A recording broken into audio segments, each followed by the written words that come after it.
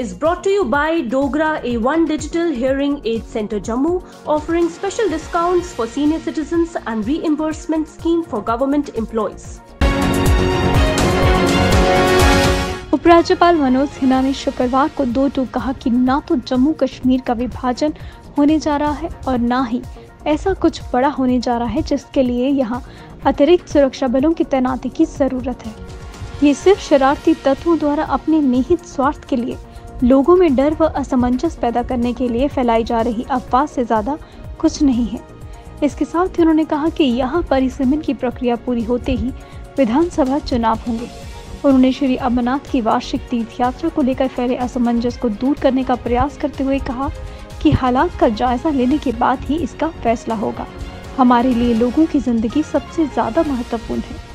मैंने जो बात दोहराई आपको फिर उसको दृढ़ता से दोहराता हूँ कि ये अफवाह के अलावा और कुछ नहीं है, और जिनके पास कहने और करने के लिए कुछ नहीं होता है, मैंने पहले दोहराया कि वो अफवाह और भावना का सहारा लेते हैं। मुझे लगता है कि लोगों को गुमराह करने के लिए एक साजिश के तहत। उपराज्यपाल मनोज सिन्हा के दिल्ली दौरे के बाद प्रदेश में तेज हुई सियासी गतिविधियों के बीच केंद्र सरकार की जल्द ही जम्मू कश्मीर में मुख्य धारा के विभिन्न राजनीतिक दलों के साथ बैठक हो सकती है। केंद्र सरकार के प्रतिनिधियों और नेशनल कॉन्फ्रेंस पीडीपी समेत कश्मीरी घाटी में आधार रखने वाले मुख्य धारा के कई अन्य दलों के नेताओं के बीच पर्दे के पीछे इस मुद्दे पर लगातार संवाद बना हुआ है। बैठक को लेकर कोई भी खुलकर बोलने को तैयार नहीं है, लेकिन परिस्थितियों के अनुकूल रहने पर ये इसी माह के अंत तक हो सकती है। ये बैठक सर्वदलीय होगी और इसमें प्रधानमंत्री नरेंद्र मोदी भी शामिल हो सकते हैं। उपराज्यपाल मनोज सिन्हा ने कोरोना की रोकथाम के लिए उठाए गए कदमों की समीक्षा करते हुए टीकाकरण अभियान मिशन मोड पर चलाने को कहा। उन्होंने 45 साल से अधिक आयु वर्ग में 3 जून तक सभी को वैक्सीन की पहली डोज देने के भी निर्देश दिए।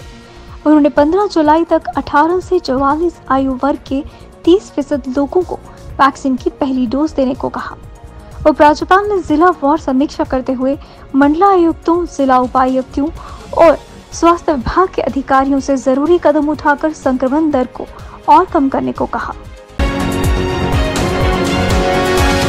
भ्रष्टाचार और प्रशासनिक लापरवाही के प्रति जीरो टॉलरेंस की नीति को जारी रखते हुए उपराज्यपाल प्रशासन ने शुक्रवार को बड़ी कार्रवाई की।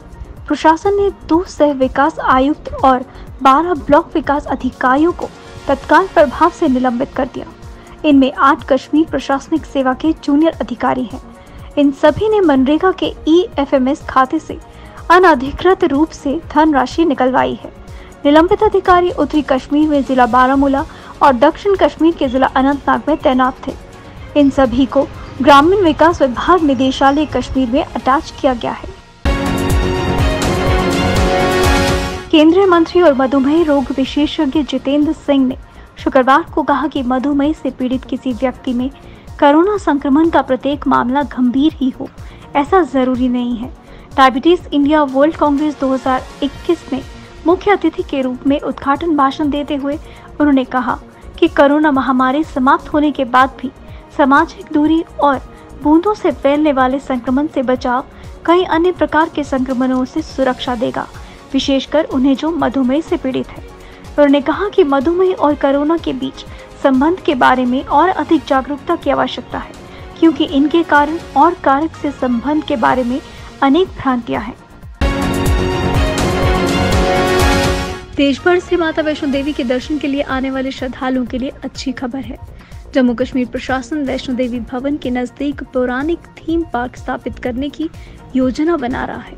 थीम पार्क साहसिक, पौराणिक, शिक्षा और मनोरंजन की गतिविधियों पर आधारित होगा। इस पार्क का उद्देश्य प्रदेश में पर्यटन व आर्थिक गतिविधियों को बढ़ावा देना और प्रत्यक्ष व अप्रत्यक्ष तरीके से स्थानीय रोजगार को सृजित करना है। प्रदेश में एक बार फिर कोरोना संक्रमितों की संख्या 1000 से नीचे आई है। वहीं मृतकों की संख्या भी कम हुई है। शुक्रवार को कुल 906 लोगों में संक्रमण की पुष्टि हुई। इन्हें मिलाकर अब तक 3,05,772 लोग संक्रमित हो चुके हैं। वहीं 17 और कोरोना संक्रमित मरीजों की मौत होने से अभी तक 4,160 मरीजों की जान जा चुकी है। 1885 मरीज स्वस्थ भी हो चुके हैं। अब तक 2,84,027 मरीज ठीक हो चुके हैं। नए संक्रमितों में 244 जम्मू संभाग और 662 कश्मीर संभाग के हैं। सोमवार से जम्मू में 5 दिन के लिए बाजार खोलने की अनुमति मिलने की संभावना है। जम्मू में कोरोना संक्रमण की दर अब 2% से भी नीचे आ चुकी है। इसलिए संभावना है कि सोमवार से शुरू होने वाले सप्ताह के लिए जो गाइडलाइंस आएंगी उसमें सभी दुकानों को एक साथ 5 दिन के लिए खोलने की अनुमति मिलेगी। ऐसी भी संभावना है कि दुकानें रोटेशन पर ही खुले, लेकिन इनके समय को बढ़ाकर 8 बजे तक कर दिया जाए। मौजूदा समय में दुकानें रोटेशन पर शाम 5 बजे तक ही खोलने की अनुमति है। इसे लेकर हालांकि पहले प्रदेश स्तरीय आपदा प्रबंधन कमेटी की ओर से आदेश जारी होगा, जिसके बाद जम्मू के डिप्टी कमिश्नर की ओर से विस्तृत आदेश जारी किया जाएगा। स्टोन क्रशर्स ओनर्स एसोसिएशन ने हाईकोर्ट की ओर से स्टोन क्रशर मालिकों को किए गए जुर्माने को खारिज करने के फैसले का स्वागत किया। साथ ही तवी नदी से खनन पर लगाई गई रोक हटाने की भी मांग की है।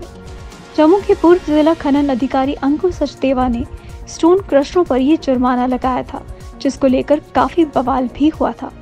एसोसिएशन के प्रधान एवं भाजपा के प्रदेश सचिव विक्रम रंधावा ने इसे लेकर कई संगीन आरोप लगाए थे और हाई कोर्ट में इसे चुनौती दी थी। केरल होते हुए मॉनसून धीरे धीरे सभी राज्यों में पहुंच रहा है। कई राज्यों में तो समय से पहले ही मॉनसून ने दस्तक दे दी है। महाराष्ट्र में मॉनसून पहुंचने के बाद जमकर बारिश हुई, जिसके चलते लोगों का जीवन अस्त व्यस्त हो गया है।